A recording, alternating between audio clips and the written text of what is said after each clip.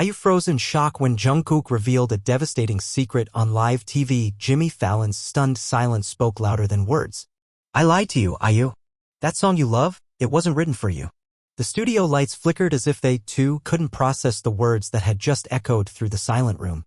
A tight shot of IU's face revealed the crack behind her calm smile, the soft betrayal settling behind her eyes. Jungkook didn't look away. Not this time. They were on The Tonight Show.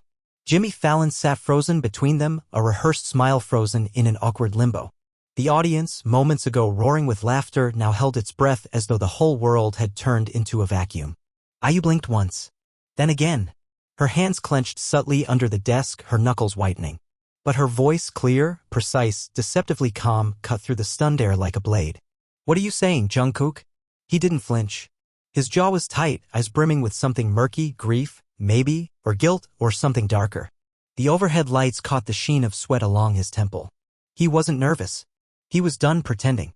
I didn't write closer for you, he repeated, quieter this time, as if the confession was for her ears only.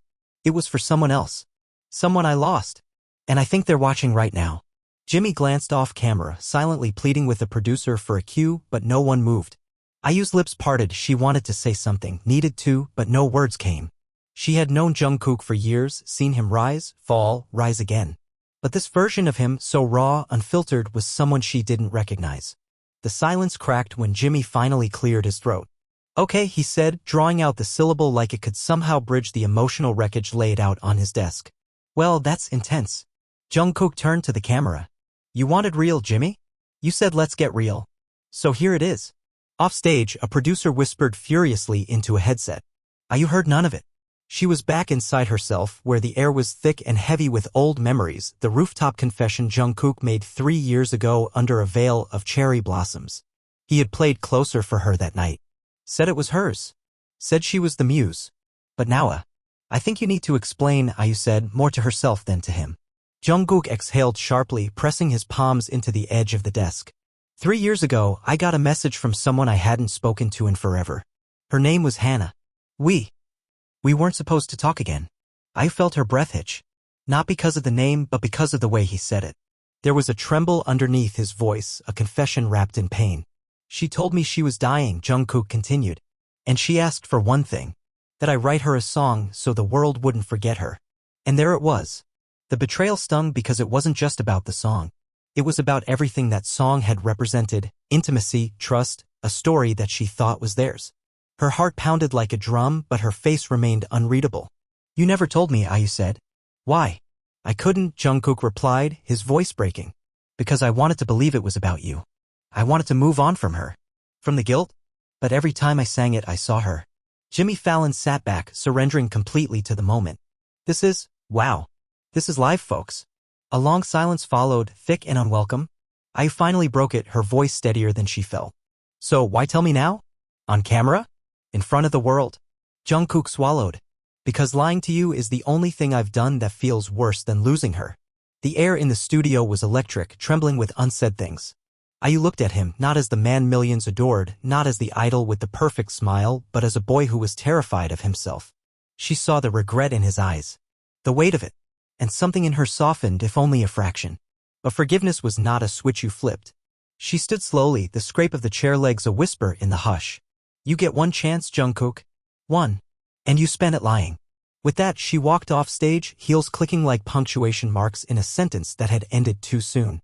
Cameras cut to Jimmy's stunned face, and the show went to an emergency commercial break. Backstage, IU leaned against the wall, breath ragged. Somewhere inside her, something was unraveling. And she knew this wasn't over. It was only the beginning. Outside, in the rain-drenched neon glow of New York, a girl named Hannah's story was coming back to life. And with it, secrets that were never meant to surface. Say her name again, Jungkook.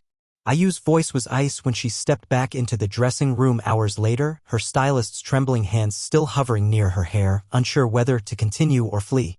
She hadn't cried. She wouldn't. Not here. Not where the walls had ears and the mirrors never forgot. Jungkook stood in the far corner, still wearing the same black shirt from the taping, soaked slightly at the hem from the drizzle outside. His phone was off. He hadn't checked the headlines. He didn't need to. The storm had already begun. Hannah, he said, softer now, as if the name might shatter in his mouth. IU's jaw clenched. You said she was dead. She is, Jungkook said, finally turning to face her. His eyes were red not from crying but from restraint. He hadn't let himself fall apart. Not yet. She died 2 weeks after I sent her the final demo. And you didn't think to tell me? You asked. You wrote that song, Let Me Believe It Was Ours, made me sing harmonies with you on national television, Jungkook. Do you know what that feels like now? What it meant to me? It meant something to me too, he said, stepping closer. But I didn't know how to separate you from her. I didn't know how to mourn someone I failed while falling in love with someone I didn't deserve. She stopped breathing. For a beat, silence exploded between them like gunfire. You don't get to say that now, she whispered. You don't get to talk about love after betrayal. Jungkook's expression twisted. I know I don't. But I never stopped meaning it. Then why the show? She asked, biting the words back like venom. Why now? Why in front of Jimmy Fallon? Did you want headlines? Sympathy? No, he said, shaking his head hard. I wanted truth. I wanted out of the prison I made. Every time we performed, I felt her watching. Judging. Asking if I'd ever stop hiding her. Tonight was the first time I told the truth in 3 years. IU's voice trembled. And what about my truth? That stopped him. Outside, voices passed the door. Laughter. A bang of equipment being wheeled down the hallway. But in that room, Tom stood still. You remember Jeju? She asked suddenly. The cabin? The storm. Jungkook blinked. Of course he remembered. The weekend escape, meant to be off-grid, just the two of them and a guitar. The way she'd sung off-key on purpose just to make him laugh. The way they kissed in the flickering light of a power outage, rain pounding against the windows like a ticking clock counting down something they hadn't yet understood. You told me that night you wrote Closer for me, she said. You looked me in the eyes and lied. I didn't lie, he said. I wanted it to be for you. I wanted to believe that she didn't matter anymore. But I was wrong. Because guilt doesn't die with the person. It grows. Her voice cracked then, just once. So where does that leave us? He didn't answer. The press exploded by morning. Headlines screamed betrayal, mystery muse, secret love triangle. Twitter split in half, a hashtag IU betrayed trending alongside hashtag justice for Jungkook. Conspiracy theories bloomed. Who was Hannah? Was she a metaphor? A ghost? A scandal? But the worst headline came from Dispatch. They had found her. Hannah Kim, 25. Former trainee. Diagnosed with leukemia at 22. Disappeared from the public eye shortly after a rumored falling out with an unnamed HYB producer. The article ended with a single photo, her in a hospital bed, headphones on, eyes closed, tears rolling down her cheeks as Closer played on a phone. IU stared at the photo until it blurred. I want to see her, she told her manager. She's dead, Jeon, he said gently. Her family then. The drive to Kangwon was quiet. Overcast skies mirrored her insides, muted, weighted with questions no interview could ever answer. The house was modest. A yellow gate. A blooming camellia bush untrimmed. A mother answered the door. Pale. Kind-eyed. She recognized IU instantly but said nothing. Just nodded, let her in, poured tea. She used to play your songs on repeat, the woman said, voice distant. Especially that duet. The one with Jungkook. IU swallowed hard. Did she ever talk about him? The woman nodded. He was her secret. IU blinked. Secret? She told me he was her greatest regret, the woman said. And her greatest kindness. She said he owed her nothing. But still she waited. For what? A song, the mother said. And forgiveness. IU didn't realize she was crying until her fingers went cold on the teacup. Later that night, Jungkook sat alone in his apartment, a notebook open in front of him, pages filled with unfinished lyrics. The rain had returned, tapping against the glass in the same rhythm Hannah used to tap her hospital bed rails. He remembered. Everything. Her laugh, hoarse and fierce even when her lungs were failing. Her hands always cold. Her final voice note, let me go, Kookie. But don't forget me. He hadn't. That was the problem. His phone buzzed. It was IU. Meet me. Now. He found her on the rooftop of the HYB building, drenched in moonlight and memory. She didn't wait for pleasantries. I met her mother, she said. She forgave you, you know? Before she died. Jungkook nodded. I don't think I've forgiven myself. That's not up to you, IU said. That's up to the people you hurt. He winced. Then I guess I'm still waiting. She turned to face him. Her hair whipped in the wind. Do you love me? It wasn't soft. It wasn't romantic. It was a demand. Jungkook stepped forward. Yes. She didn't move. Then prove it, she said. Write a new song. Not for her. Not for guilt. Not for closure. For me. For us. Or don't come near me again. He nodded. It wasn't a command. It was salvation. If he dared take it. The next morning, Ayu opened her Instagram with a knot in her chest. She didn't post often, but this time she needed to say something before the world filled in the silence for her. Sometimes the songs we sing don't belong to us, but the truth always does. Ayu. The comments flooded in. Some were kind, others brutal, but she didn't care. Not this time. Somewhere in Seoul, Jungkook sat in a recording booth, headphones on, pen trembling in hand. He wasn't writing about Hannah. He wasn't writing about grief. He was writing about the rooftop. About the night rain hit her cheek and she didn't flinch. About the echo of forgiveness, still faint but possible. The track would be raw, imperfect, unfiltered, but maybe finally it would be real. I heard it, Ayu said, the door slamming shut behind her. Jungkook didn't turn from the console. His fingers hovered over the trackpad, the demo of his new song still glowing on the screen. He was in his home studio, a space carved from regret and long nights. Wires snaked across the floor, the air thick with the musky heat of too many sleepless hours. Say something, she demanded. He exhaled and pressed play. The speakers came to life with a slow guitar line, followed by a vocal so raw it felt like it was bleeding. Her name wasn't in the lyrics. Neither was Hannah's. But everything was there. The night they first sang together. The fight in Tokyo. The silence in Jeju. The rooftop ultimatum. Then came the second verse. I watched you sing a lie / but your eyes begged me not to / I built a home in your voice / and then set it on fire too. I walked to the speaker and slammed her palm down on the mixer, killing the sound. You wrote about me like I was a war, she snapped. Like I did this. Jungkook finally turned. You said to write the truth. That's what it is. She stared at him. Her eyes glittered with fury, betrayal, and something older, something that lived in the space between every lyric they'd ever written together.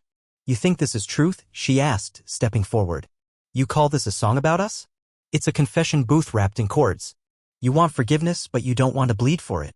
I bled every night I lied to you. No, she said. You bled for her. And you still are. Jungkook's jaw tightened. And what about you? You think you've been honest with me? You think I didn't see the way you looked at him? The room changed temperature. Ayu blinked. Who? The producer from Bloom, he said. Yoon Jae. Don't lie. You ghosted me for 6 weeks after that retreat. You didn't answer calls, texts. You came back different. Lighter. Like someone else had taken the weight off your chest. Ayu folded her arms. I was healing. With him. With myself, she snapped. You want to know the truth? I almost kissed him. But I didn't. Because of you. Because I thought maybe, just maybe, what we had was real. That maybe you weren't just using me to bury her. Silence surged between them like smoke in a locked room. They were both choking on it. Jungkook leaned against the wall, suddenly exhausted. So what now? Do we kill this? Or let it rot on life support? I don't know, she said, softer now. But I know I won't be your cemetery. He looked up. What does that mean? It means I won't carry your ghosts anymore. Outside, the rain had begun again, as if the sky were stuck in its own memory. Ayu walked toward the door, paused, then turned back. I'm doing an interview tomorrow. A real one. With someone who won't edit the truth. Are you going to talk about me? I'm going to talk about everything. The door shut behind her with the finality of a gavel. The next day, the internet nearly broke. Ayu's face appeared on screen, bare, luminous, unflinching. The interviewer was known for his brutal honesty and even more brutal questions. Half of Korea tuned in. The other half watched replays until dawn. When Jungkook revealed the truth on live television, what did you feel? He asked. Like my world had been miscaptioned, Ayu said. Like I'd lived 3 years in someone else's diary. Are you angry? She smiled without joy. I was. I'm trying to be less addicted to rage now. Do you love him? A pause. I did. Maybe I still do. But sometimes love isn't enough. Not when it's built on a graveyard. The interview went viral in under 10 minutes. Jungkook didn't respond. He was already deep in the next track. This one, quieter. No drums. Just piano and breath. A single line repeated over and over. I kept your voice in a jar / until it stopped singing. But something else had begun brewing behind the scenes. A hacker group called Inkless posted an anonymous tip to multiple outlets. A hidden folder from an old HYB cloud server. Audio messages.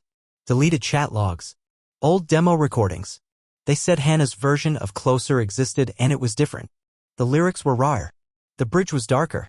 One line in particular. You promised me a song. Not a replacement. The internet erupted.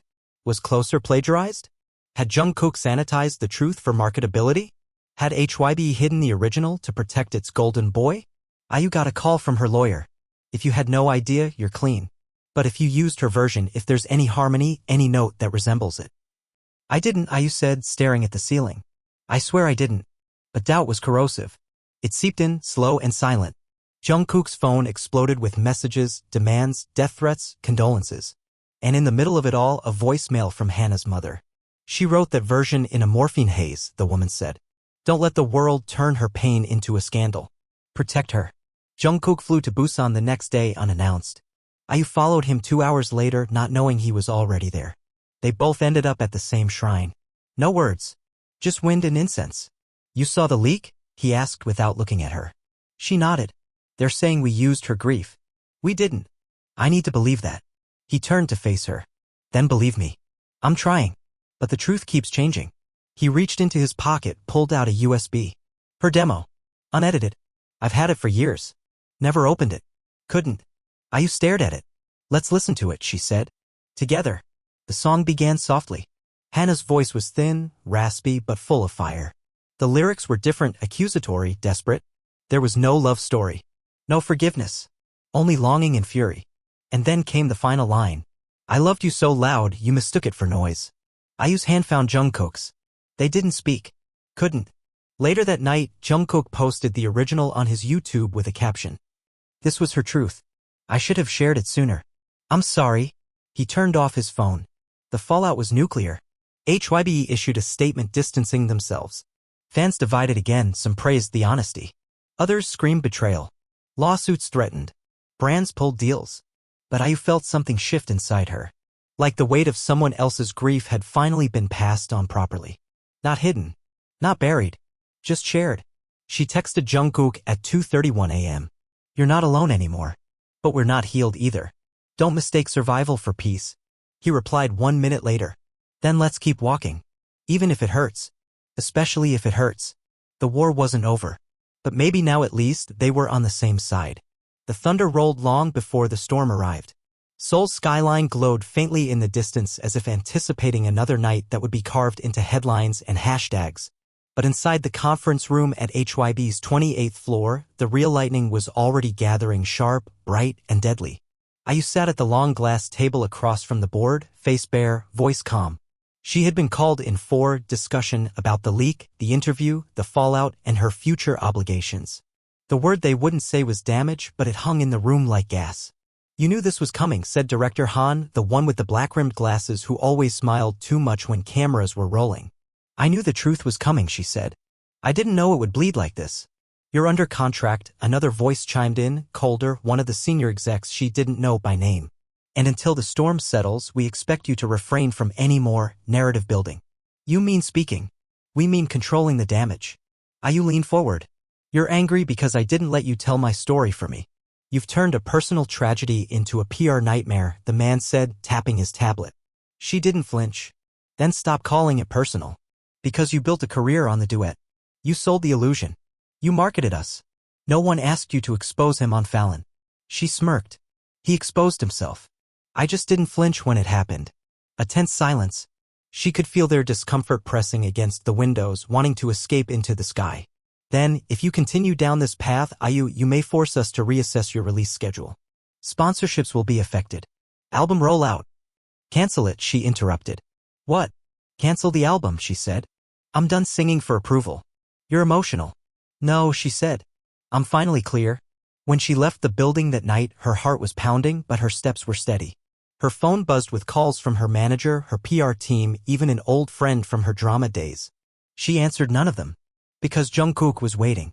He was parked outside in a nondescript van, hoodie up, mask on. When she opened the door, she didn't speak. Just slid into the seat beside him. You quit? He asked. Not yet. But I might.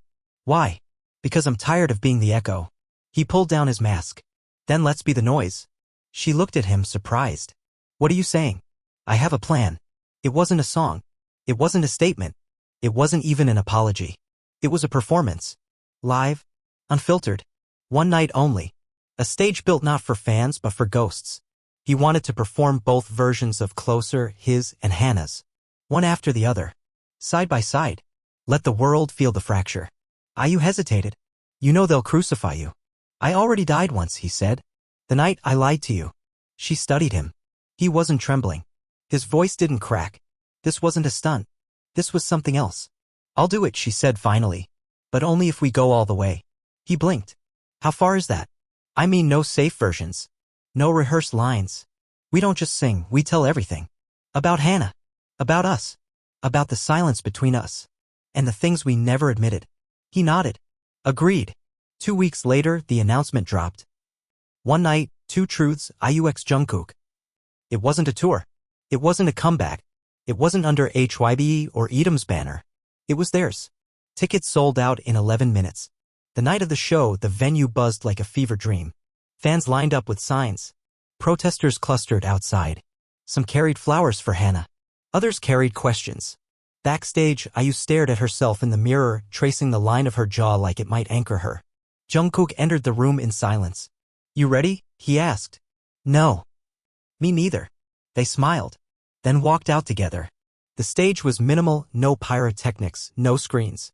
Just a single mic stand at center, a grand piano, and a projection wall behind them that would display nothing but live subtitles, transcribed in real time. Jungkook stepped forward first. The crowd cheered, then quieted. This isn't a concert, he said. This is a confession.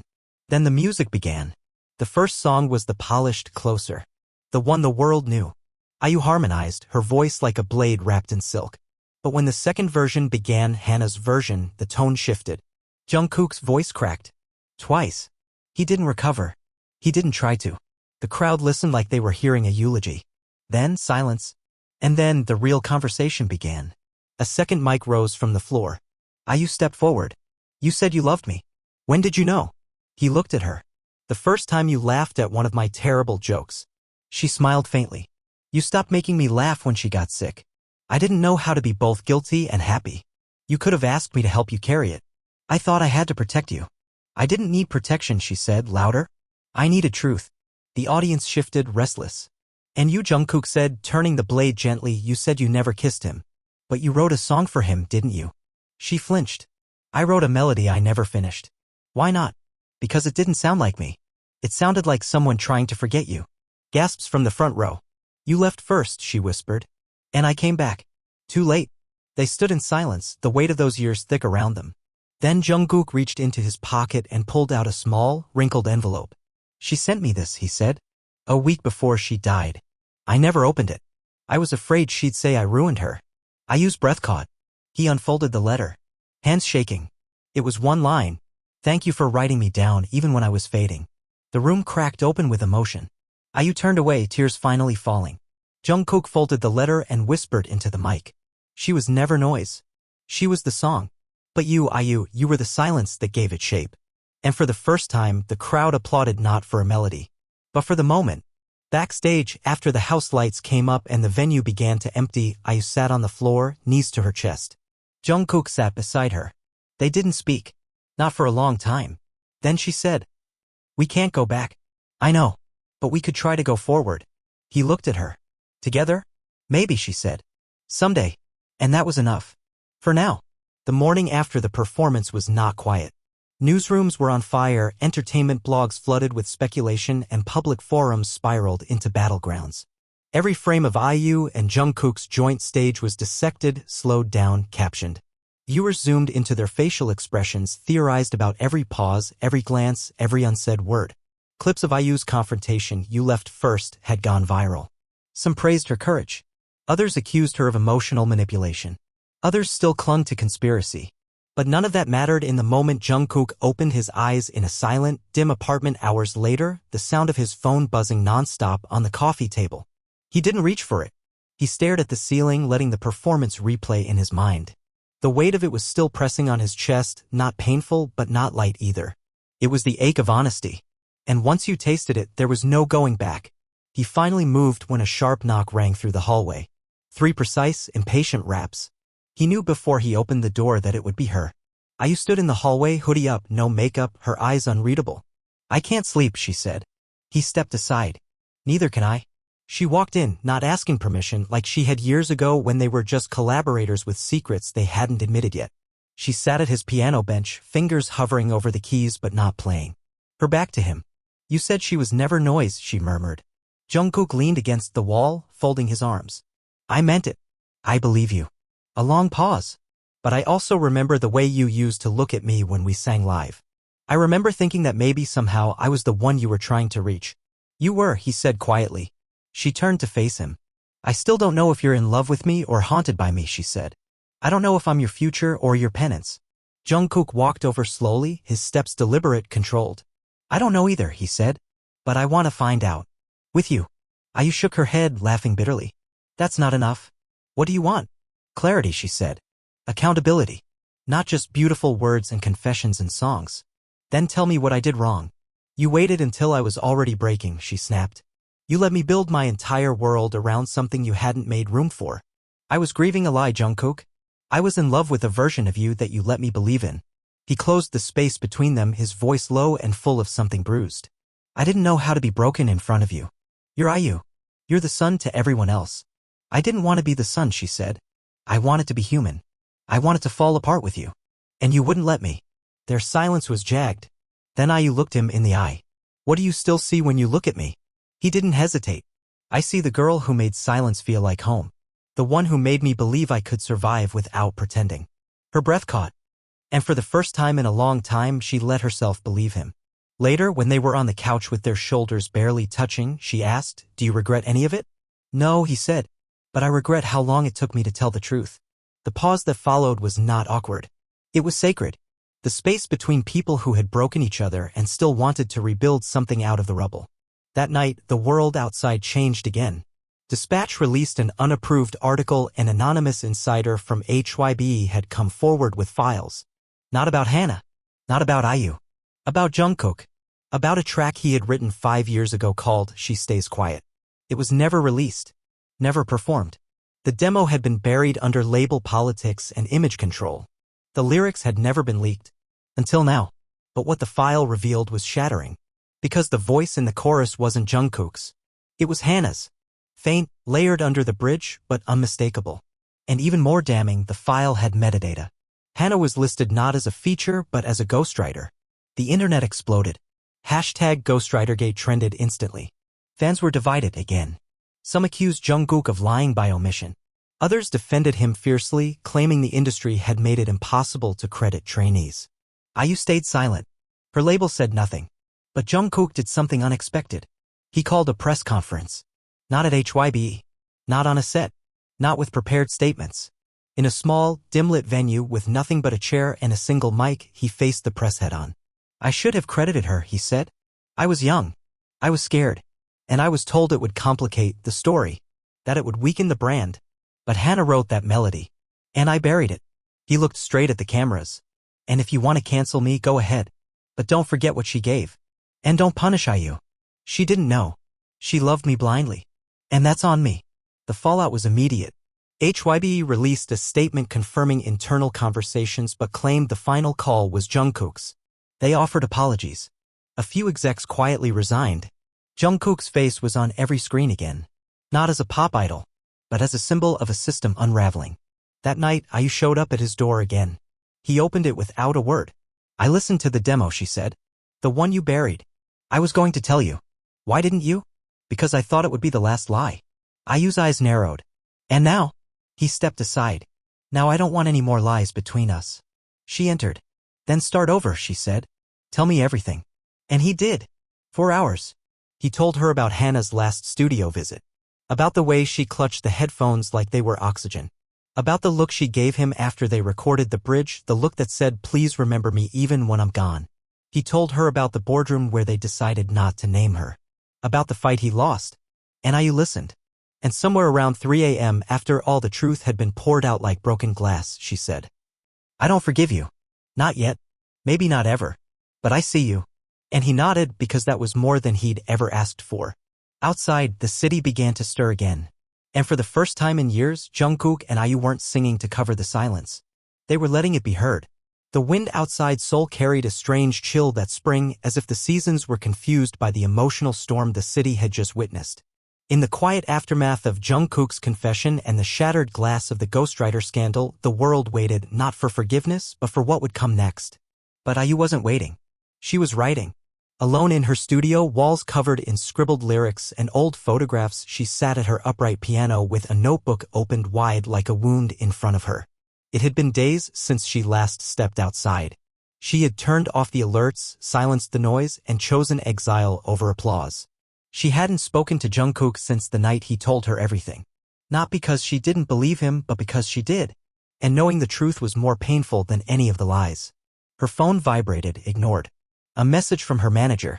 The headlines were spiraling again. IU's silence had become its own controversy. She pressed a single key on the piano and watched it fade into nothing. You always ran from silence, she murmured to herself, not sure if she meant Jungkook or Hannah or herself. The door creaked open. She didn't look up. I locked that, she said. I have the code, Jungkook replied. She didn't answer. Just kept writing. You're mad, he said. No, she whispered. I'm exhausted. He moved toward her slowly, watching her like she might shatter. You've barely eaten, he said. I'm not hungry. I know, he said. You're grieving again. This time she turned. You don't get to say that. Why not? Because you're the reason I have to. He looked down. I didn't come to defend myself, he said. I came because you once said you didn't need an apology. You needed a partner. She blinked back the sting. Then be one. I'm trying. Try harder. Their voices were low, clipped, but every syllable was sharp with old pain. I want to do something, Jungkook said after a moment. You already did, she said. You lit the whole industry on fire. No, he said. I want to finish the album. You turned fully now. You're serious. Yes. With me. With her. With both of you. All of it. She stood, crossing her arms. You think we can just turn this into art and fix it? No, he said. I think we can turn it into truth and let people decide what it means. Her mouth opened, then closed. You're still too romantic about pain, she said. He stepped closer. And you're still afraid to let yours be seen. They stared at each other, neither flinching. And then, without asking, she handed him the notebook. Not all of it. Just a page. He read the chorus once. Then again. Then whispered, You wrote this about me? No, she said. I wrote it about you and her. He read the bridge and froze. You wrote it in her voice. I did. And you want me to sing it? Yes, she said. Because if you can't, then maybe you never really listened. He nodded, throat tight. I'll do it. They went into the studio that night. No engineers. No producers. Just two artists and a history that was still bleeding through every note. Jungkook took the mic. The track began. The first verse was soft, like breath against glass. IU's harmonies crept in beneath him like ghosts rising from the floor. He didn't cry. Not this time. But when the bridge came, her bridge, his voice faltered. IU watched him from the booth, hands clenched. And then he sang it. You held me in half-light, / promised I'd glow again, / but you lit candles with my voice, / and left me in the wind. When the track ended, the silence was louder than applause. He removed his headphones slowly. Didn't look up. You okay? IU asked. He nodded. Now I am. The track was posted with no warning at 3:06 a.m. Titled, In Her Voice. It wasn't a single. It was a confession. The internet caught fire again, but this time differently. Because people felt it. Not the controversy. Not the marketing. Just the weight. Fans created edits of Hannah's hospital photos to the song. Tributes were made. Covers uploaded. Former trainees spoke up anonymously about other songs that had been taken or erased. And within the silence of that awakening, something shifted. People began asking the right question, not, did Jungkook lie? Or, is IU a victim? But, how many voices have we never heard? IU sat alone in her apartment days later, reading comment after comment. She didn't cry. She didn't smile. She simply felt seen. The door buzzed. She didn't answer. Then the intercom crackled. I'm downstairs, Jungkook's voice came through. She pressed the button. You didn't call. I figured you'd ignore it. Correct. A pause. But I brought something. She sighed and hit the door release. Minutes later, he stood in front of her, holding a vinyl test press in a simple white sleeve. I want to put it out as a record, he said. Not digital. Something you have to hold. She looked at the sleeve. There was no cover art. No branding. What do we call it? He hesitated. Echo. She nodded. It fits. There's one more track I want to add, he said. It's yours. Alone. She looked up. Why? Because your voice was the only one that never lied. Her throat tightened. You still don't get it, she said. Then help me. She walked to her guitar and picked it up. I'll give you the last song, she said. But it won't be a love song. Then what? A goodbye. She played the opening chords. He sat down, listening. And as she sang, he realized what she meant. This wasn't a duet anymore. This was closure. I built a song between our silences / but sang it alone in the end / you gave me truth like a loaded weapon / and now I'm too tired to defend. She didn't cry when it ended. Neither did he. But when she looked at him, she finally said the words he hadn't dared hope for. I'll always respect you. But I can't be yours. He nodded slowly. I know. They sat in silence for a long time. Then Jungkook stood, picked up the vinyl, and turned to go. At the door, he paused. I loved you, you know. I know, she said. And maybe that's why we broke. The door closed softly behind him. And the echo of what they could have been drifted quietly into the night. The first time IU heard the test pressing of Echo on vinyl, it was a gray morning, the kind where light barely filtered through the blinds and everything felt like it belonged in a memory. She had placed the record on the turntable in her kitchen, barefoot on the cold tile, coffee untouched beside her, and when the needle landed on that first track, she felt her heart pause. Not because of the sound, not because of the words, but because she knew this wasn't just an album. It was an obituary. A requiem for something too broken to fix and too beautiful to forget. She stood frozen as Jungkook's voice poured out of the speakers. Unfiltered. Naked. The way he'd always been around music, but not always around her. Each track hit like a confession whispered late at night into the wrong ear. And when it reached her solo track, the goodbye song she'd played for him weeks ago, she nearly stopped the record. But she didn't. She let herself listen to the ending. She didn't realize she was crying until her feet were wet. She wiped her tears with the sleeve of an old sweater and reached for her phone. The top notification wasn't from Jungkook. It was a news alert. Breaking, leaked studio footage shows Hana Kim during final recording, legal fallout for HYB expected. Her stomach twisted. The footage had been pulled from an anonymous source, blurry, timestamped, dated only 2 weeks before Hana passed. It showed her in the studio with a single mic, hair tucked into a beanie, oxygen tubes still visible. And it showed Jungkook beside her. Not directing. Not coaching. Just holding her hand as she sang.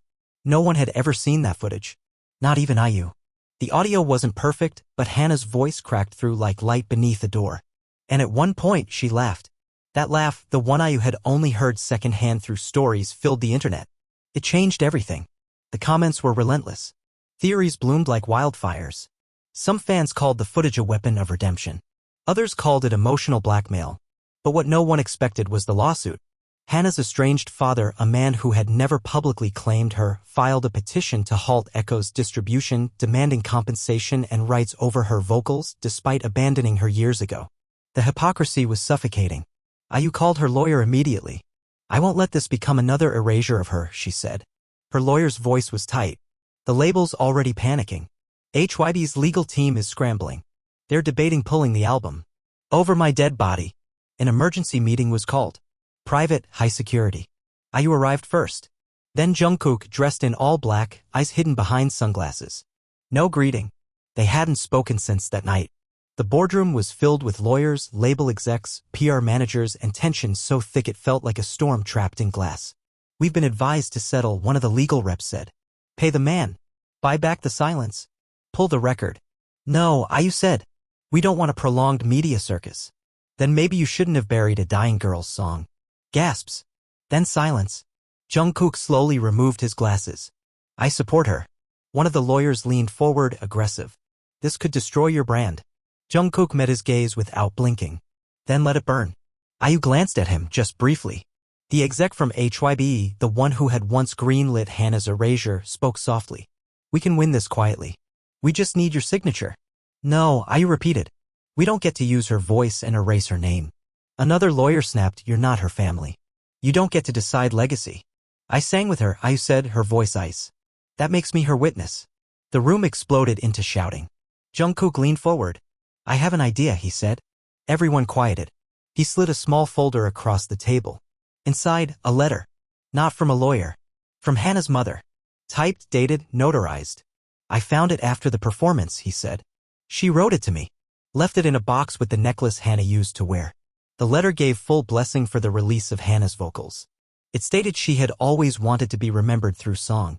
It named Jungkook and IU as the only ones she trusted with her voice. The silence that followed was absolute. Then IU whispered, "We released the record. Vinyl only. All profits to the Hana Foundation. Period." The exec tried to object. She stood.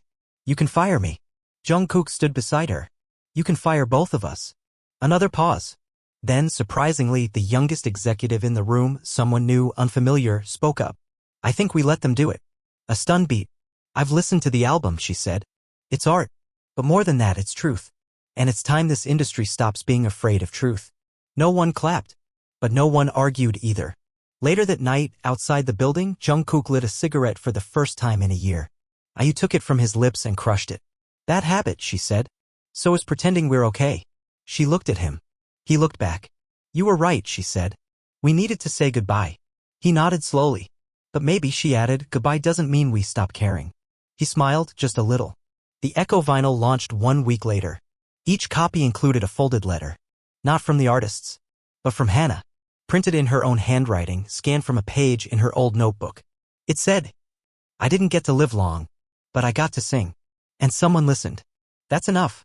They sold out in 27 minutes. No promotion. No press. Just music. Just her voice. IU never released a statement. Neither did Jungkook. But every night, when someone somewhere played that record, something shifted. Because pain, when sung honestly, doesn't disappear. It echoes. And sometimes in the echo, we find something that almost sounds like peace. The Hana Foundation was officially announced on a rainy Tuesday, housed in a small but elegant building in Mapogu. It wasn't just a charity. It was a revolution disguised as grief, a place meant to give voice to every trainee, every singer, every silenced creator who had ever been erased behind a star's spotlight. The media didn't know what to do with it. Neither did the industry. But the people did. The fans did. IU stood at the press conference in a black suit, no jewelry, no makeup beyond the basic. Her eyes were steady, her voice clear. She was more than a harmony. She was more than a bridge, she said. She was the song we were never brave enough to sing until she was already gone. Jungkook stood beside her. No smile. Just presence. After they stepped down from the podium, the press roared with questions, but no answers were given. Not that day. Because something else had begun unraveling behind the scenes. Something darker. The night before the press conference, IU had received a package at her studio. No name.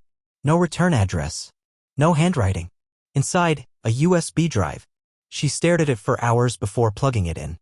What played was raw studio footage, not of Hana, not of her, but of Jungkook, alone in a room with an older man IU vaguely recognized. A former A&R executive. The one who disappeared quietly from HYBE after the ghostwriter scandal first broke. In the clip, the man was yelling. The audio was low quality, but some words stood out. "You think she won't talk? That girl's a liability. Kill the track, kill the name. You're the brand. You want her to live in your music? You'll never have your own voice."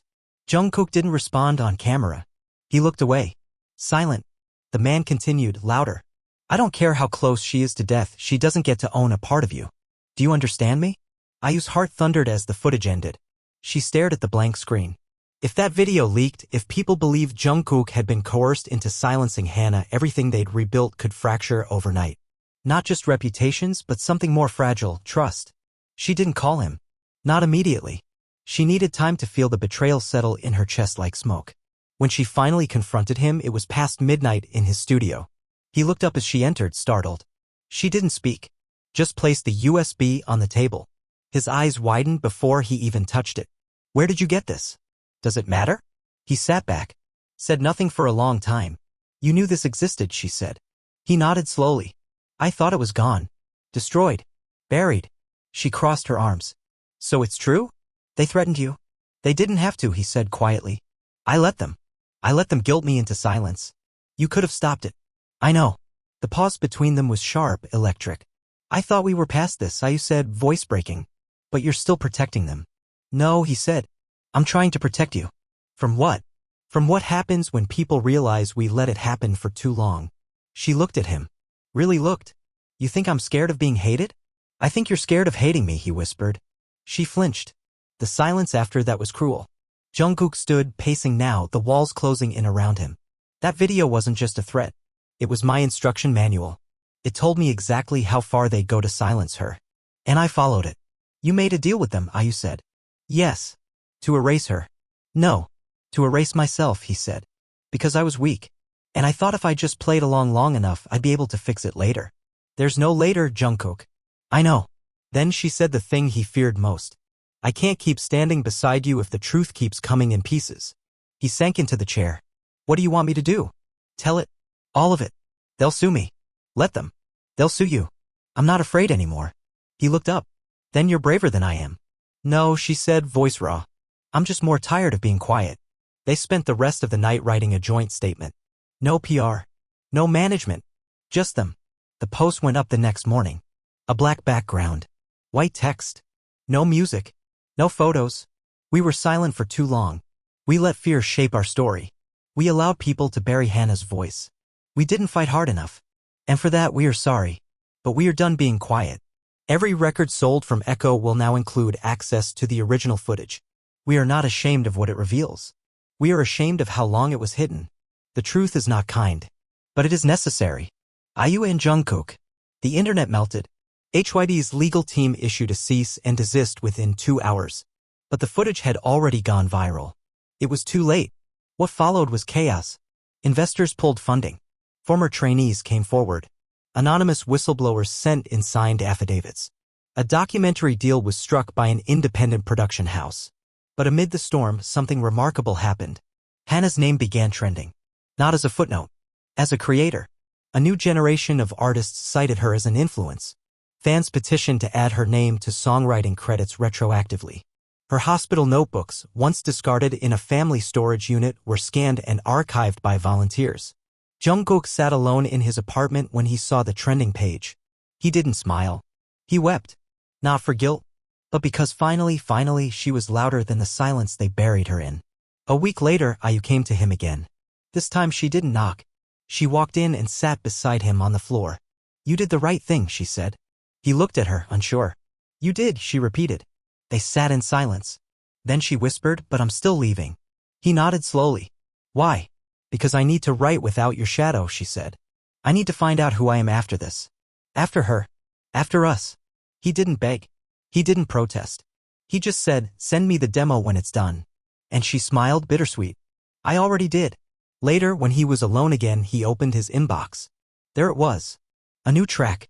No title. Just a line in the message. It's not about you. But I thought you should hear it anyway. He played it. And for the first time in months, he didn't feel like he was drowning. He felt like maybe, just maybe, this was what survival sounded like. Not clean. Not perfect. But real. And that was enough. The sun was cruel the morning the court injunction arrived. Jungkook found it on his doorstep, hand-delivered, stamped, and sealed. Inside, the language was sterile, but the intention was not. The message was clear: stop distribution, delete the archive, surrender all materials related to Hannah Kim, or face litigation. It wasn't from HYB. It was from Hannah's father. Or rather, from the corporate team that now managed his public re-entry into the spotlight, weaponizing his daughter's name, story, and voice as leverage for money, relevance, and manufactured sorrow. He had never shown up while she was dying. Never visited the hospital, never paid for treatment, never even picked up a call from her mother. But now, as the world mourned her artistry and lifted her into legend, he returned with a suit and a publicist. IU read the document sitting on the floor of her apartment, her bare knees pulled to her chest. They're trying to own her soul, she whispered. Jungkook's voice on the phone was quiet. They can't. They're trying, she said. And if we don't fight it, they'll win. We'll fight. We, she said, the question sharp and deliberate. A long pause. Yes, he said. If you'll let me. She said nothing for a moment. Then, I'm going to see her mother. He didn't ask to come. He knew better now. The drive to Gangwon was wet with spring rain, the mountains partially hidden in low-hanging clouds. When IU arrived, Hannah's mother was in the garden, trimming back the camellias. Do they ever stop blooming? IU asked. Only when ignored, the woman replied without looking up. But they always come back. Inside, with tea steaming between them and the rain tapping the windows like anxious fingers, I handed her the injunction. They're going after the footage. The foundation. The music. Everything. Hannah's mother took it slowly, reading each line without expression. I should have expected this, she said. He always hated when people loved things he couldn't control. IU exhaled shakily. I need your permission to go public again. You don't, the woman said. But you have it anyway. There's more. The older woman waited. We found something, IU said. Buried deep in the archive. Not a demo. A master file. A finished track. The room stilled. She recorded it the night before she died. Alone. No one knew it existed. The timestamp matches. Her voice is raw. Clear. Certain. She wanted this released. Hannah's mother blinked slowly, her hand trembling on the teacup. What is it? I reached into her coat and pulled out a flash drive. The song is called Everything I Wasn't Allowed to Say. The older woman closed her eyes. It's not soft, Ayu added. She names names. She says what they did. There's no poetry. It's fury. And it's perfect. The rain grew louder. She didn't want to be remembered sweet, the mother said almost to herself. She wanted to be remembered true. She will be.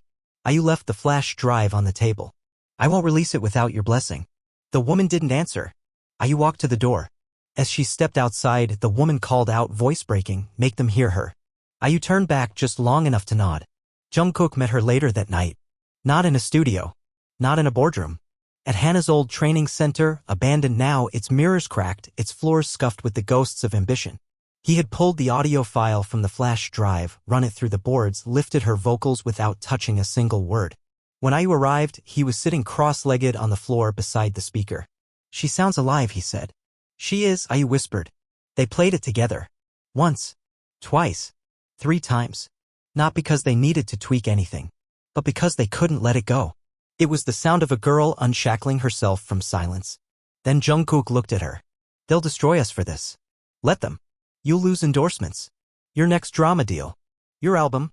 Let them, she repeated. We might lose everything. No, Ayu said. We'll give it away.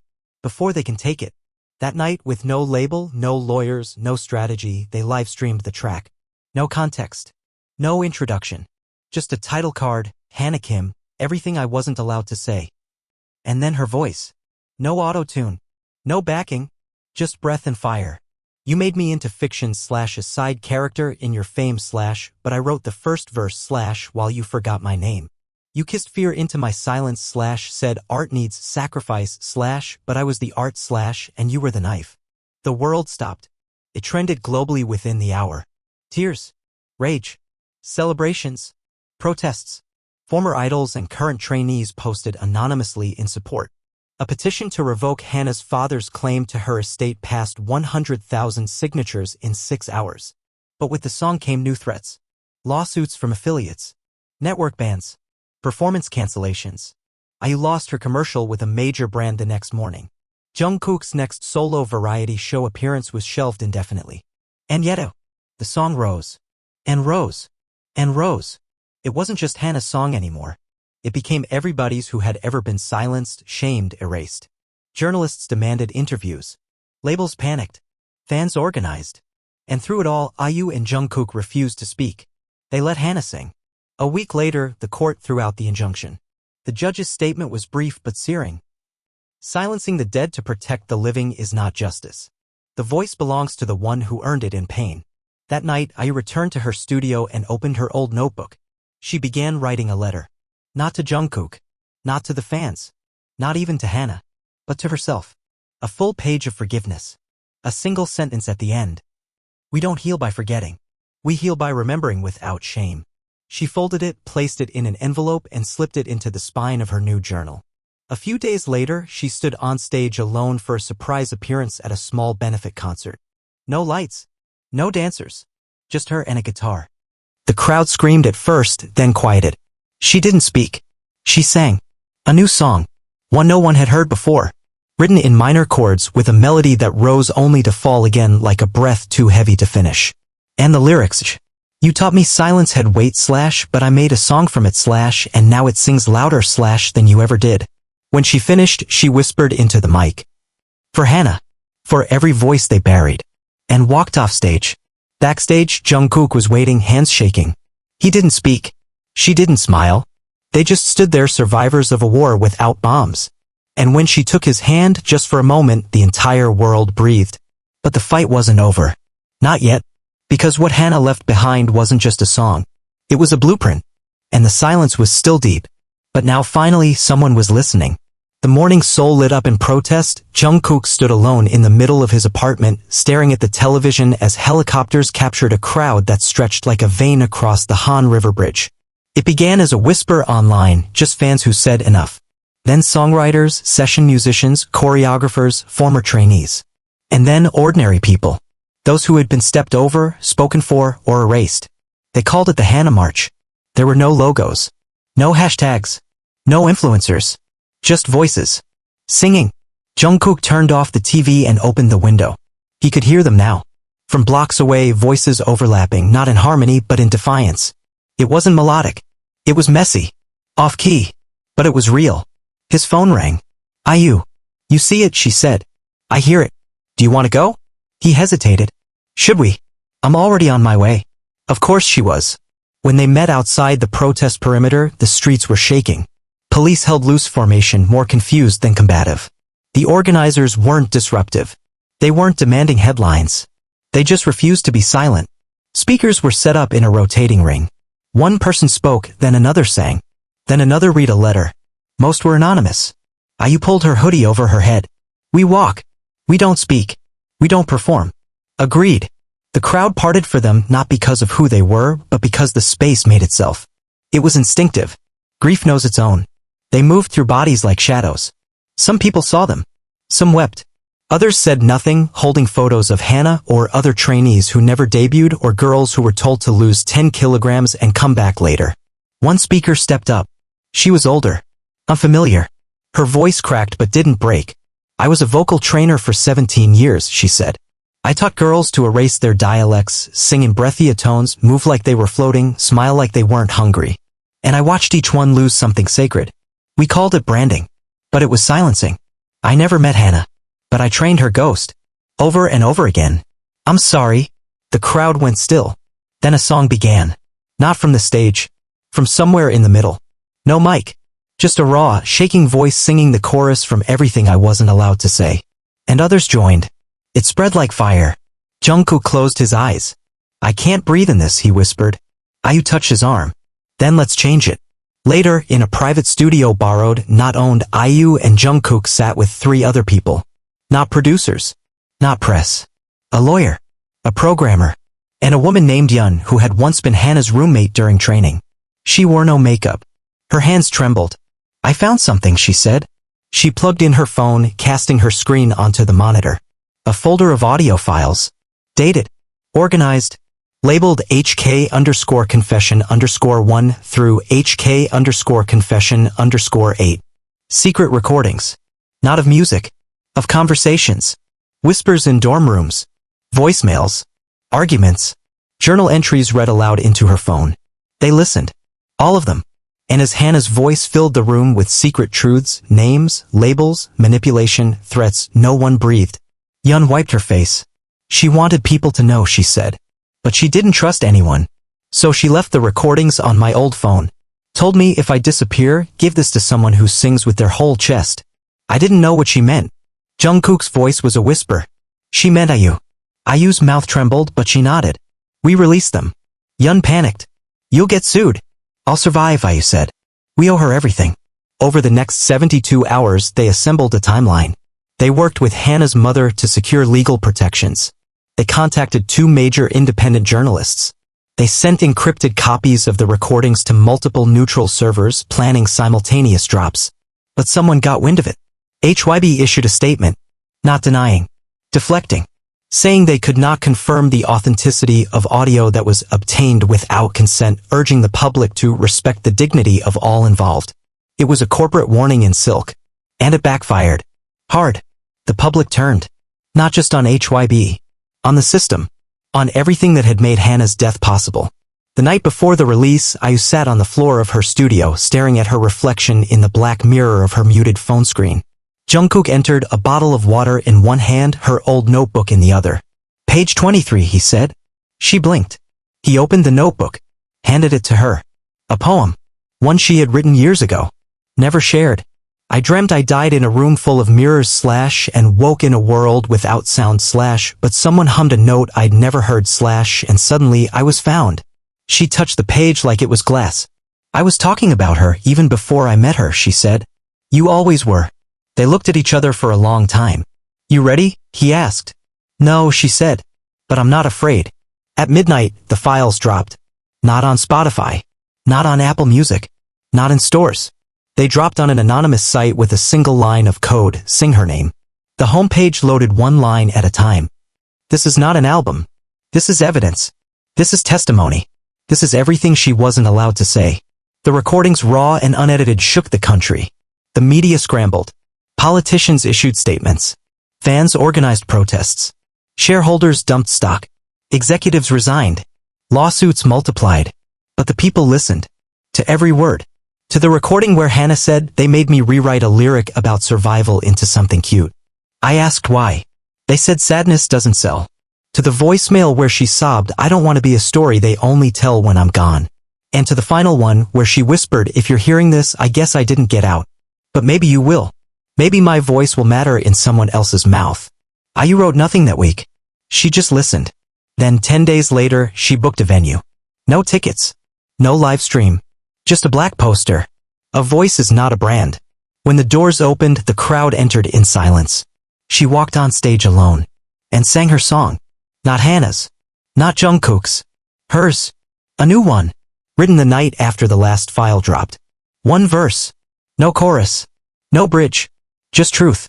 They gave me a cage made of cords slash and told me I was free slash, but I broke it with a whisper slash that didn't belong to me. She stepped back. Bowed. And left the stage. No encore. No statement. Just silence. But this time she wasn't afraid of it. And this time she didn't walk alone. Because from the shadows, from the audience, from the recording booths, from the locked rooms, others began to sing. And Hannah? She didn't disappear. She became the sound that refused to die. No one slept the night the files went global. By the time the sun broke the skyline of Seoul, the world had changed again. Not from a single headline or scandal or viral video, but from the unbearable weight of one woman's voice carried across continents like a curse someone finally stopped trying to bury. News anchors read Hannah's quotes with trembling voices. Artists canceled interviews to release solidarity statements. Old idols reappeared after years in exile, sharing stories of manipulation, forced diets, mental breakdowns. Companies scrambled to scrub documents, lawyers booked emergency flights, and a war started, not with weapons, but with truth. And at the heart of it all, IU and Jungkook. Unwilling leaders of a revolution neither had planned. They met in a rooftop cafe hidden above a building that had once hosted idol auditions. It was cold. Windy. The sky was heavy with storm. IU didn't order anything. She sat across from Jungkook, her hands tucked under her sleeves, her lips tight. "I've had 3 different lawsuits threatened in the last 24 hours, she said. "Same. I lost my CF with Bose. They froze my contract too. I was disinvited from the cultural merit ceremony. I wasn't invited in the first place." A pause. She stared at him. "Do you regret it?" Jungkook didn't look away. "No. Not even a little?" "Every night I stayed quiet, I lost something I didn't realize I'd never get back," he said. "Yeah? I've lost the fear." "Good," she said. He looked at her. "You." She didn't answer. He leaned forward. "IU." Her voice dropped to a whisper. "They're going after my family." He went still. "My brother's business. My father's pension. They're digging up everything. Every connection. Every account I've ever followed online. Everything I've ever said. They're trying to make me implode from the inside." His fists clenched. "Tell me what to do." "There's nothing to do," she said. "Except keep going." He reached across the table and placed his hand gently over hers. "No," she said, pulling away. "Don't start acting like this is romantic." "It's not," he said. "It's war. And I'm not letting you fight it alone." Later that night, they met again, this time in secret, with a woman who had once been HYB's lead content director. She wore a baseball cap, a mask, and sunglasses. Her name was Sarah, and she had files. Documents. Emails. Contracts. All with Hannah's name blacked out. "All of this was scrubbed from the public archive," Sarah said, sliding the folders across the table. "But I kept copies. Because I knew eventually someone would come asking."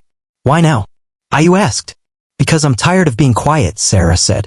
"And because I listened to the song. The one she made alone. I remember when she wrote it. She played it in an empty hallway while everyone else was asleep. I knew she was dying. But I didn't stop them. I watched them erase her." Jungkook opened a folder. His hands trembled. There was a page contract addendum and signed listing Hannah as co-writer for 3 unreleased tracks from a subunit that debuted the year after she died. "I sang on this," he said. "I know." He looked up. "You're sure this is admissible?" "It's more than admissible," Sarah said. "It's radioactive." They exchanged a look. And IU knew. It was time to burn it all. The press conference was held in a converted theater, lights low, cameras banned. Only independent journalists were allowed entry. The audience was filled with former idols, whistleblowers, Hana's mother, Jeon, and fans who had risked arrest for marching weeks earlier. IU stood on stage in a dark coat, no makeup. Her hair unstyled. "I am not here as an idol," she said. "I am not here to salvage a reputation. I am here as someone who sang with a ghost and realized too late that the ghost was more alive than we ever allowed her to be." She stepped aside. Jungkook took her place. His voice was steady. "I wrote songs that weren't mine," he said. "I took credit I didn't earn. And I let a system convince me that silence was survival. It wasn't. It was surrender. And I refused to surrender anymore." Then he opened the folder. "Read names. Dates. Contract excerpts. Evidence." The silence in the room was unbearable. No one interrupted. When he finished, he stepped back. IU returned to the mic. "There's one more voice you need to hear," she said. And they played the final file. Not a song. A recording of Hana in a therapy session, crying softly between lines. "I know I'm going to die. But what hurts most is knowing they'll pretend I never lived in the music. I just want one person, just one, to remember I was here. Not perfectly. Not famously. Just here." No one clapped. No one stood. They wept. And outside, the real collapse began. HYB's board was subpoenaed. Network contracts were frozen. The Ministry of Culture issued a rare statement calling for investigation into artistic labor abuse. Industry veterans scrambled for deniability. The public began mass boycotts. Streaming platforms flooded with old demos, user-uploaded tribute songs, and unofficial covers of everything I wasn't allowed to say. But what stunned the world most, was the final track Jungkook uploaded that weekend. Unannounced. Unmarketed. It began with only piano. Then his voice low, cracked. "You left without applause / but I've heard your final bow / in every line I stole / I'm giving it back now." He called it, "I was the silence." And when IU heard it, she called him for the first time in days. "I forgive you," she said. He broke into tears. Not because she owed him forgiveness, but because he hadn't asked. Months passed. The noise dulled. The industry changed. Slowly. Painfully. Hana's name was added to official songwriting credits. A memorial scholarship was created for female trainees. HYB was gutted. Restructured. Humbled. IU released an album that had nothing to do with fame, love, or legacy. Just one called Heard 9 songs, no features. Track 7, Unwritten Harmony. Written in part with a line from Hana's old voicemail. Jungkook stepped away from the spotlight. Taught at a small academy outside of Seoul. Wrote music only for himself. They didn't speak often. But when they did, it was simple. No more poetry. Just truth. And sometimes, late at night, when the world was quiet, someone would sing Hana's song in a cafe. And someone else would hum along. And someone else would whisper she was real. And in that moment, she always was. The sky above Seoul turned copper on the day the truth was taken to court. It wasn't a show trial, though it felt like theater. The world was watching. Outside the courthouse, thousands stood behind barricades, their mouths covered with printed lyrics from Hana's final track. Some wore black. Others wore color like protest. A few silently raised their hands in the shape of an H. Inside, the tension was knife-thin. The lawsuit had changed from a simple rights dispute to something far more devastating, a criminal negligence case against the executives and creative directors who had enabled the erasure and, in some ways, the death of Hana Kim. IU sat in the gallery with her hands in her lap. Jungkook beside her. Neither of them had slept. The air smelled of paper, perfume, and nerves. Hana's mother sat a row ahead of them, her back impossibly straight. When the first witness was called, a former trainee named Rina, silence fell like a curtain. Rina stepped up to the microphone. She didn't cry. She didn't shake. She simply said, "I saw what they did to her. And I let them. Because I thought if I stayed quiet I'd survive longer. I didn't. I just died slower." She named names. She recited dates. She showed text messages, handwritten notes Hana had slipped under her dorm door, voice memos saved in secret folders. The prosecution submitted them with surgical precision. And the defense? They tried to invalidate her. They questioned her memory, her motives, her resentment. They brought up her failed debut, her withdrawal from public life, her therapy records. And that's when IU stood up. She wasn't called. But she walked to the front of the courtroom and asked for permission to speak. There was hesitation. Then silence. Then the judge nodded. And IU, voice firm, said, You will not reduce a witness to a footnote because her truth makes you uncomfortable. You did not ask for Hannah's voice when she was alive. You will not interrupt it now that she sings through others. The courtroom held its breath. The defense lawyer tried to object, but the judge simply nodded again. Continue, he said. So Rena did. And when she finished, she sat down and wept into her hands. Outside, people were live streaming. In cafes across the country, television screens muted the usual music videos and instead showed closed-captioned transcripts of the trial. Hannah's story, once confined to hidden recordings and uncredited bridges, now stood under oath. The next witness was Sarah. She brought emails, hard drives, timestamped edits showing Hannah's original verses erased and replaced. The defense tried to argue artistic control, branding needs, market constraints, but the jury looked sick. When the court recessed for the day, IU and Jungkook slipped out a side entrance. The air was hot. Too hot for April. They found shade beneath a sagging awning beside a shuttered record store. Jungkook leaned against the wall, arms folded. They're going to drag us in tomorrow. Let them, IU said. Do you think they'll ask about us? She looked at him, tired. There is no us, Jungkook. Not like that. I know, he said. She looked away. I just don't want that to become part of her story, she added. It already is. Later that night, she received an email with no subject line. No sender ID. Just a file. She clicked. And what she heard stopped her heart. It was a song. A clean studio file. Never released. Never leaked. A duet. Hannah. And IU. It was real. The recording had come from a demo day one IU had forgotten. She had laid harmonies over dozens of temp tracks. This one had never made the cut. But someone had kept it. Hannah sang first fragile, fierce. Then IU, younger, smoother, uncertain. They weren't even in the same room when they recorded it. But the track felt like a conversation. Like two ghosts trying to find each other in the dark. She called Jungkook at 2:07 a.m. He answered before the first ring ended. Someone sent me a song, she said. She played it through the line. He didn't speak for a long time after. Then, quietly. She sounds like she already knew. IU whispered, knew what? That you'd be the one left behind to carry her. The next morning, she submitted the song to the court. Not as evidence, but as testimony. A different kind. Her voice. Hannah's voice. Unedited. The judge allowed it. In the courtroom, they played it on speakers never meant for music. And it stunned the room. The jury didn't look at the lawyers. The lawyers didn't look at each other. Even the defendants, 3 men and 2 women in stiff suits, lowered their eyes. Because you can argue contracts. You can question memory. You can even bury a body with 100 press releases. But you cannot unhear pain sung in truth. After the song ended, the judge spoke without prompting. This court recognizes the submission as context for motive, environment, and systemic culture, he said. And as the voice of a young woman whose absence continues to demand answers.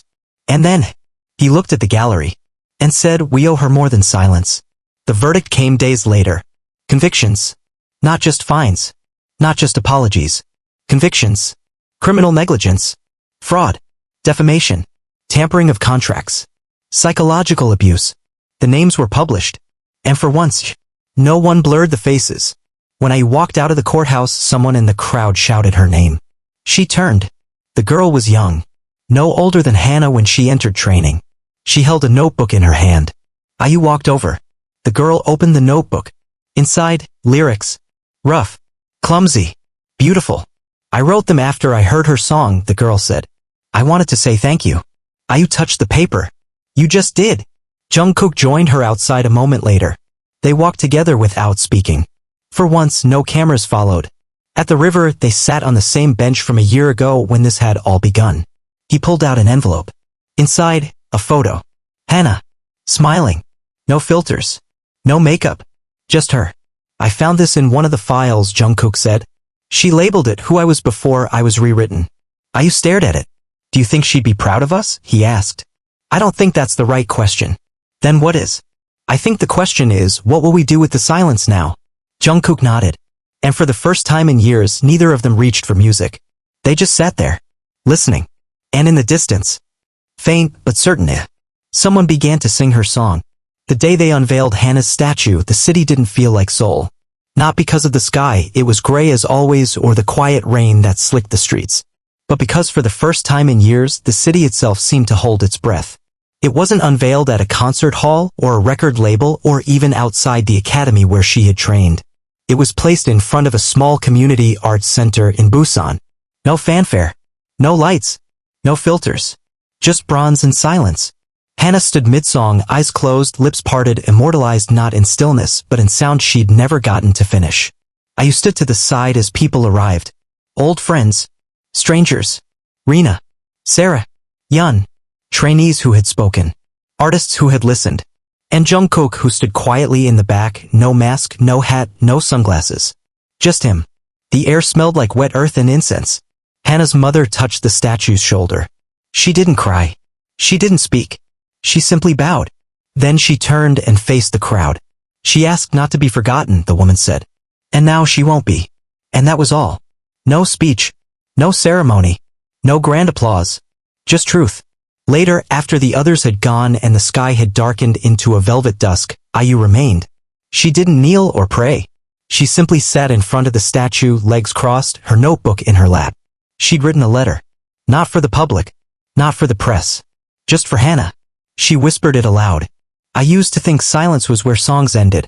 But you taught me it's where they begin. You lived in the shadows of other people's melodies, but your voice, God, your voice, cut through everything they tried to bury you under. You weren't just a muse. You weren't just a tragedy. You were the song. And I'm sorry it took losing you to realize we were all singing someone else's story. But now, I promise you, every time I step onto a stage, I will remember whose shoulders I'm standing on. Not just yours. But every girl they told to be smaller, quieter, sweeter, gone. I will carry them. And I will sing them out of the silence. Because now I know you never really disappeared. You just waited. For the world to be ready. She placed the letter in the small drawer carved into the statue's base. It wasn't for anyone else to read. And it didn't need to be. As she stood to leave, she heard soft footsteps behind her. Jungkook. He didn't speak. He just stood beside her. They looked at the statue. Then he said, "Do you remember that lyric you scribbled on a napkin at the diner the night we almost gave up?" IU nodded slowly. "I remember." He whispered it. "They'll try to tune us down." But we were written in full volume. And then he reached into his coat and handed her a USB. "What is this?" "The last song," he said. "I thought you weren't recording anymore." "I wasn't," he said. "But then I dreamed of her. Not how she was when she was sick. But before. That one night on the roof of the dorm. She was laughing, singing to herself. And I woke up and couldn't breathe until I wrote it down. I didn't play it there. She didn't need to. She would wait." Later that night, she sat in her studio alone, surrounded by framed lyrics, unopened fan letters, and one photo of a girl no one had ever meant to remember. She pressed play. And Hannah's voice echoed one final time, woven through Jungkook's, not as harmony, not as ghost, but as equal. The song was raw. Messy. Honest. A loop of forgiveness threaded into the beat of grief. She wept. Not from sadness. But from relief. Because this time, Hannah got the last word. The song was released with no announcement. No names. Just a single title. She's still singing. The world didn't need to know who produced it. They knew who it was for. It topped charts without a face. And for once, that was the point. Months later, I released an essay collection titled Silence is a Song, too. In it, she wrote, "Some voices disappear because no one listened. Others stay because someone dared to echo them. And some refused to fade at all. Not because they were loudest, but because they were the truest." Years passed. Hannah's name became a standard in credits. Music schools taught her compositions. Her songs were studied in lyric classes. Her voice was licensed, remixed, honored, but not exploited. Because now, there were too many people watching. Too many people listening. The final time IU visited the statue, it was spring again. A girl was sitting cross-legged in front of it, singing softly under her breath. Off-key, but full of fire. IU didn't interrupt. She just sat down beside her. And smiled. Because Hannah wasn't a ghost anymore. She was everywhere. Still singing. Forever heard. Never gone. Always hers. Always hers. Always.